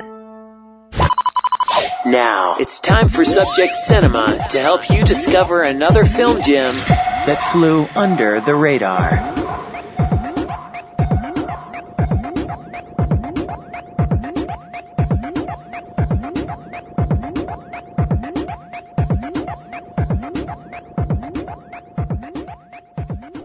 I tie you, flesh to steel. I, Linda, take you, Bruce. I, Linda, take you, Bruce. In this sacred marriage. In this sacred marriage.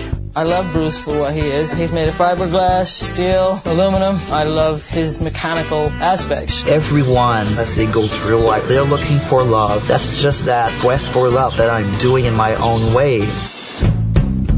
My lover is Lady Liberty. I like to just kiss her. I like to hold her. I like her to come to bed with me. I'm in love with the Eiffel Tower. I just felt that everything was right for me. I just love my car and have a full relationship with her.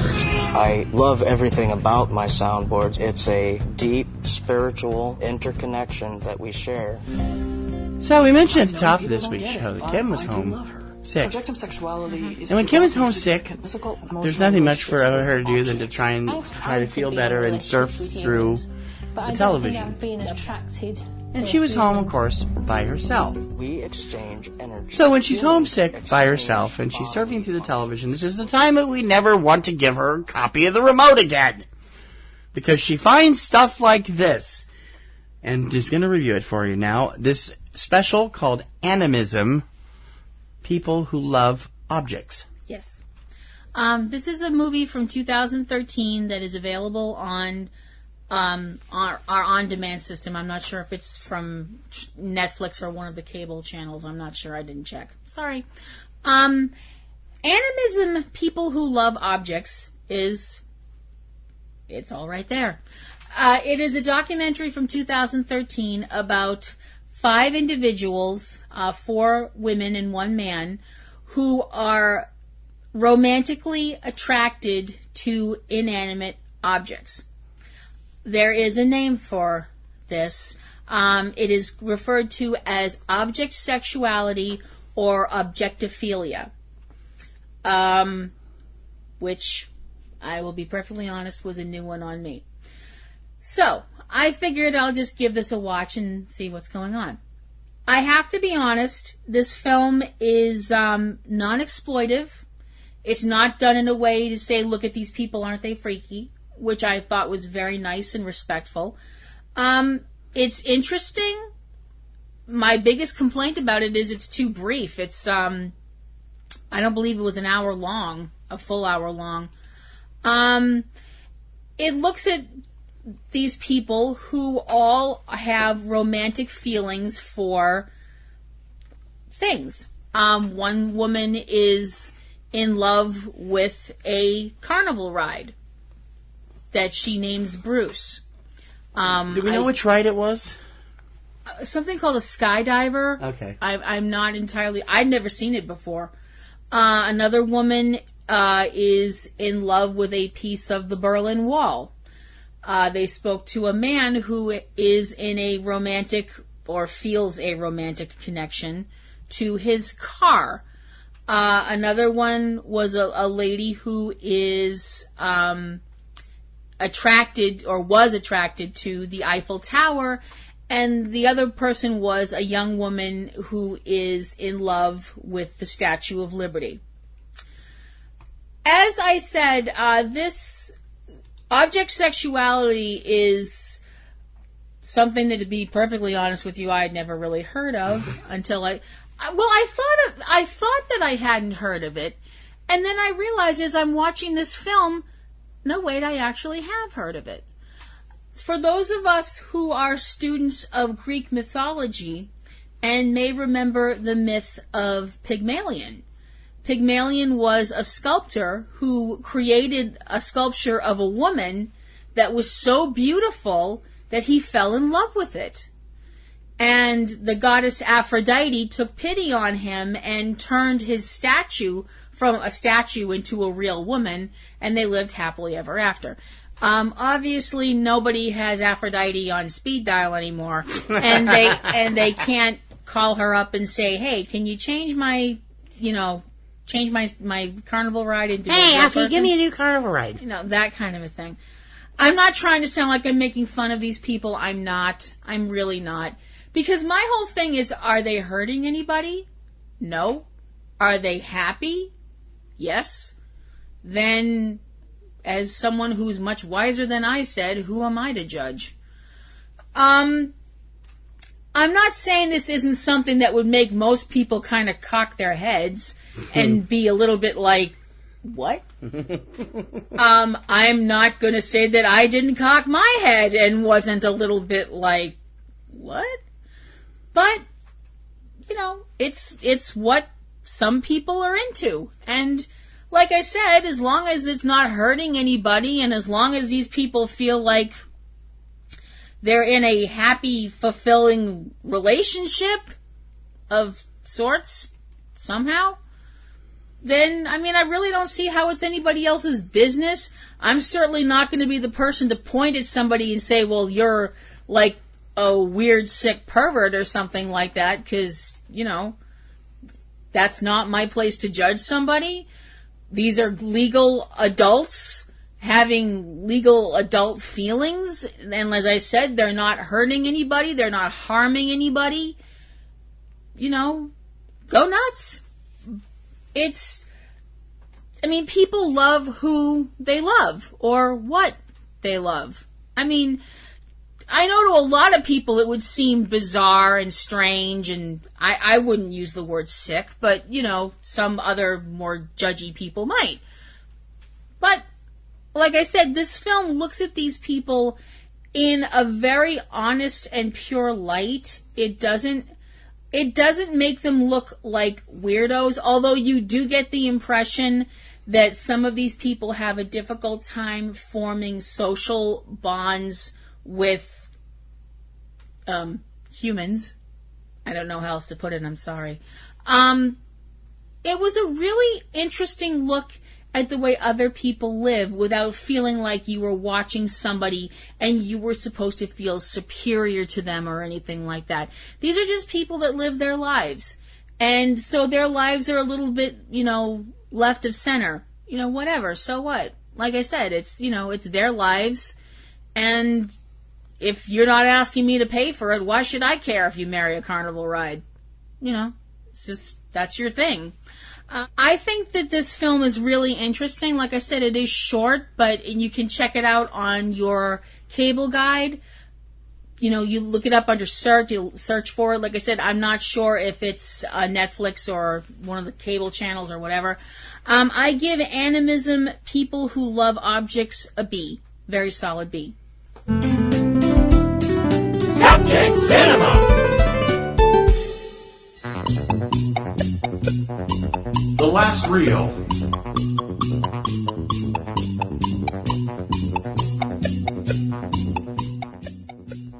Okay, wait for it, okay? Gotta start, we're gonna play.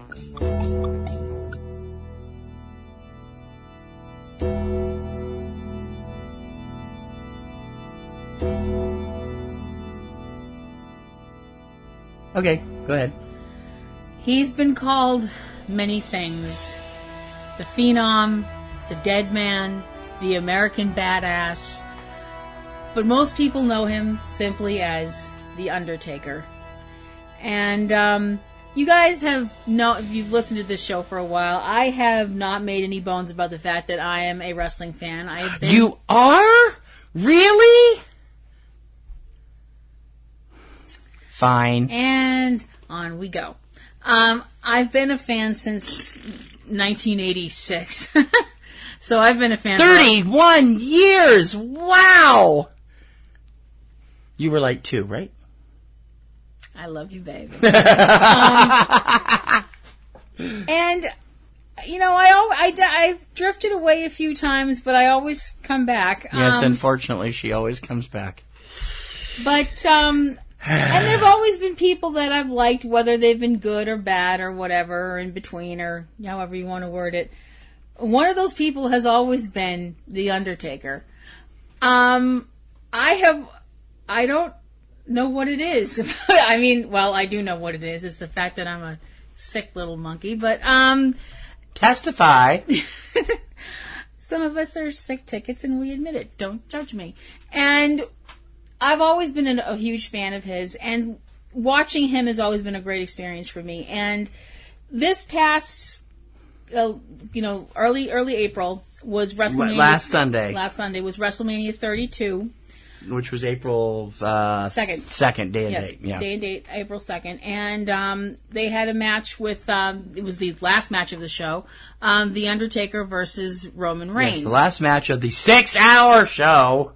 I have to say, I really enjoyed WrestleMania this year. I thought it was a lot of fun. You didn't watch the first 2 hours. Well, I watched the pre-show. The pre-show. It started at 5. Yeah. The end of the match was Roman Reigns pinning The Undertaker, and which I was like, I'm conflicted. And because I've also find Roman Reigns more than a little attractive, and I'm not exactly shy about it. Roman, call me.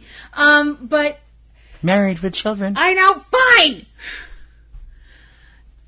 Something happened at the end of the match, which, after the match was done, which absolutely, I don't think anybody knew was going to happen the way it did happen. I think it was expected by the people who are involved with wrestling on the internet, but it wasn't any indication as to what exactly was going to happen actually at the time. Right, the way it went down. Right. From what I've also heard, a lot of people in the back didn't know it was going to happen. The Undertaker stood in the ring in his ring garb, which is his long duster coat and the hat that he wears and the gloves and all that stuff like that, which makes him, this intimidating figure that he is, besides the fact that he's 6 foot something and, tall and scary looking. And I mean that in the nicest possible way. He took the coat off, folded it up very gently, took the gloves off, took the hat off, put them in the center of the ring, and left. Well, he started to leave first, and then he came back to the ring and did that. Yeah. So, I mean, there was... He walked all the way, halfway up that long-ass ramp, and then came back to the ring and did all that. Yeah. So, in the meantime, we're getting all these huge cheers from the crowd, even though he just lost the match. Right. Because people... Got to keep her on the straight and narrow. She's going to give her a little skewed view of everything. Because people finally realized what was going on. And I think a lot of people's Which hearts... there is no confirmation of, for sure. No, there hasn't been confirmation. It's not been written in the sky. No, I mean, but... Hasn't even been written on the WWE website. So... A lot of people started chanting, "Thank you, Taker." And a lot of people, including me, were of the opinion that what we had just seen was The Undertaker's final match. And I remember sitting there and... She was not happy. I was kind of crushed. I don't really know how else to word this. I felt like I had just seen something incredibly major, been part of something incredibly important, and it hurt like a mother. I won't finish that. Forker. Yeah. The Undertaker has been in WrestleMania since WrestleMania 7, which was in 1991, and had an amazing streak going at WrestleMania, what they called the streak, which ran from 1991 to 2013. Okay. Just getting ready to do it when you talk, bring it up. His first loss at WrestleMania was the following year when he was pinned by Brock Lesnar. I don't know why you Apologies to Paul E. for that. I don't know why you enjoy doing it that much. Because it's so ridiculous. And you enjoy annoying me. I love watching Paul E. lose his crap out there doing that. He's always been a great... Paul Heyman's always been a cool guy. So to say that I flew into a white hot rage after that happened... Oh, we both did. That pissed us both off. Yeah, because I'm sorry, just the idea that he lost to a troglodyte like Lesnar just really jerks my chain. If this is the end, if anything ever really is the end... I'm not pining the doors. I'm not asking you to. I mean, I'm of the opinion that as long as your memory lives on in the hearts and minds of people who care about you, nothing ever really ends. But I'm just some earthy, crunchy granola hippie weirdo, and what do I know? But if it is the end, I have a 3-word statement I would like to make to echo the opinions of everybody that was there that night. Thank you, Taker. Mm-hmm. And that is... I have a 3-word statement as well. Okay. His own phrase, rest in peace. And that's... the last reel.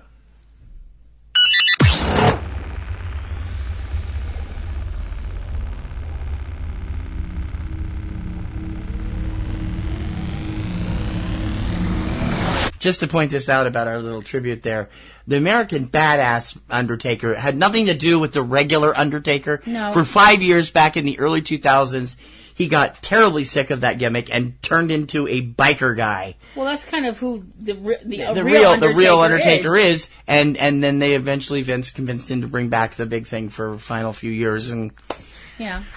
And never say never. I mean, Terry Funk's still retiring, like, 20 years after he first retired, so you never know. But for serious, when you think about it, is there any other more perfect name for that guy than American Badass? No. I mean, he is a biker. He's a motorcycle. He was the leader of the locker room too. What we hit for years and years and years. So he is a legit badass dude. Yeah, he is. I mean, if I was in a bar fight, that guy is the first person I would want behind me. Yep. Right behind Sam and Dean Winchester.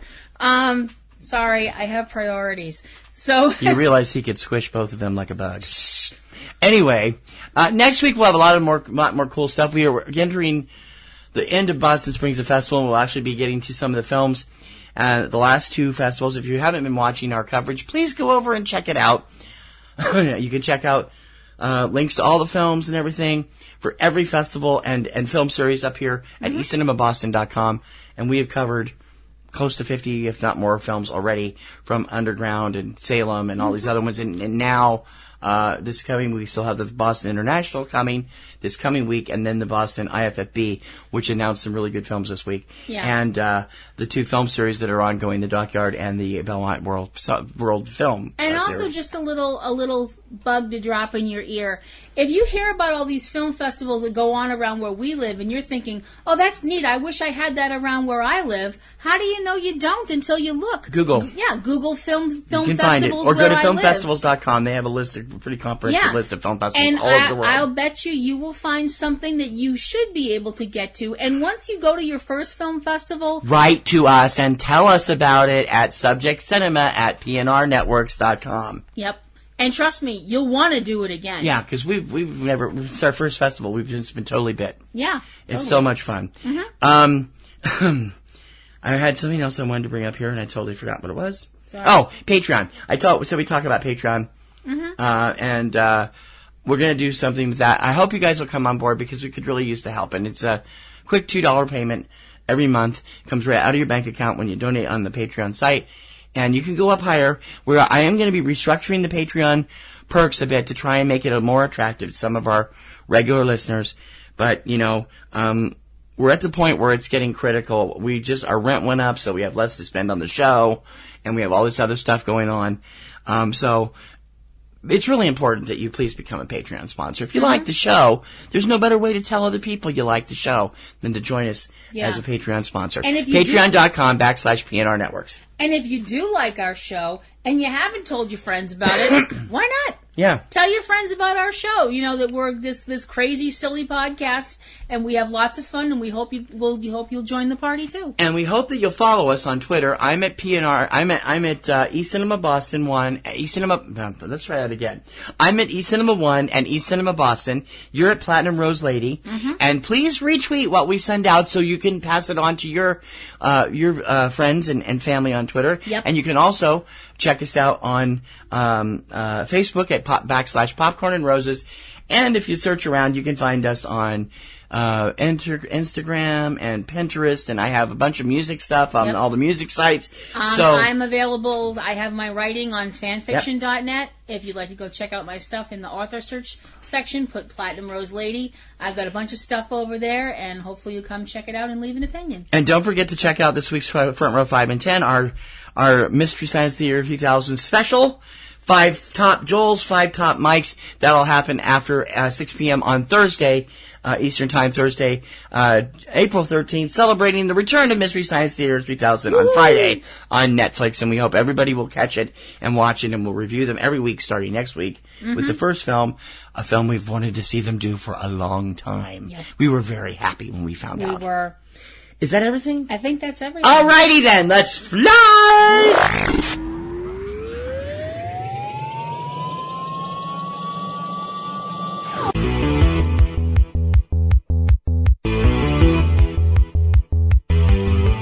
For Subject Cinema, I'm T.C. Kirkham. I'm Kim Brown. May your popcorn always be buttered. And may your roses always be in bloom. Time to head down to Deep 13, I guess, and every week now. Yay, deep hurting! No, wait, that's not a good thing.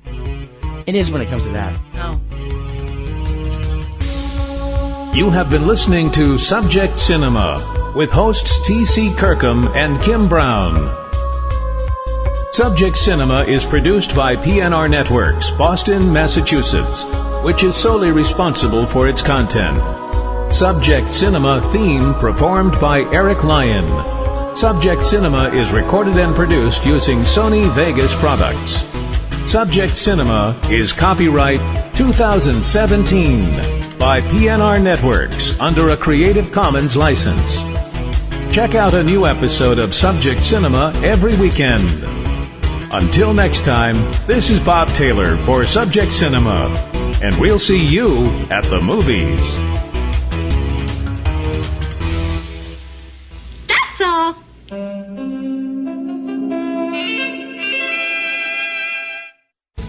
Podcasting's choice. From coast to coast, continent to continent, right here 24/7.